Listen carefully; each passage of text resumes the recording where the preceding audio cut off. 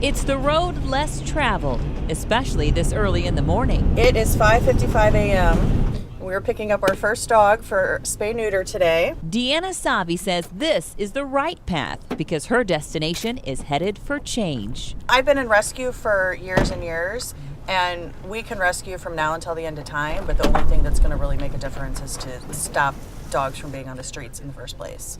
And this is one of the big ways to do that. I'm going to have you hold this, because I'm going to take him and get him in the van, and then I'm going to have you sign some stuff, okay? Savi is a volunteer with nonprofit animal rescue group, the Gateway Pet Guardians. But today, she's not rescuing animals. Look, and your name's on there, all for you. Her job is to help the human community members by offering free spay and neuter services for their pets. Drop off is 7 a.m. at the clinic and pick up is 4 p.m. Complete with a ride to get them there and back. Where I live in St. Louis City, there's several vet clinics within a mile of my house, and they don't have that in East St. Louis, so they don't even know where to go if they do want to spay and neuter. In East St. Louis, stray dogs and owned dogs who roam the street are a familiar sight. And many people don't understand the benefits of spaying and neutering. And we found that providing the education and the resources, people are very agreeable to it. An unspayed female can have around 20 puppies a year. Spaying and neutering 4 or 5 dogs in one day, that's potentially avoiding 20, 30, 40 unwanted litters. I can really see the difference that I'm making in this community, and it's really nice to be making a difference in that end of things. While Savi drops off dogs at the clinic, another team heads out in the same area in preparation for frigid weekend temperatures. With temps expected to reach single digits, these volunteers are dropping off free supplies to help residents care for their pets. Okay. Is that good? Yep.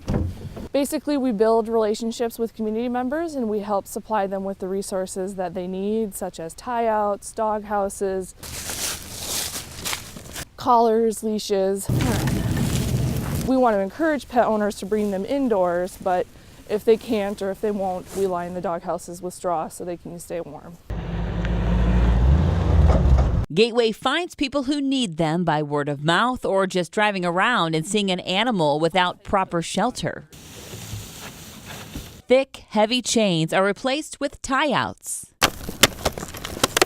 They care for their pets. They love their pets. You know, we see it every single weekend. They have limited resources. Volunteers are paid in thank yous and a gift only a dog can give. You're welcome. You are welcome. East St. Louis resident Andre Triplett has 2 dogs he keeps outside. One of them, the Gateway Pet Guardians transported to get neutered this morning. I appreciate this. I love you guys. Boy, this is a blessing. I sure I was going to have to get some dog houses. I thank you. Appreciate it very much.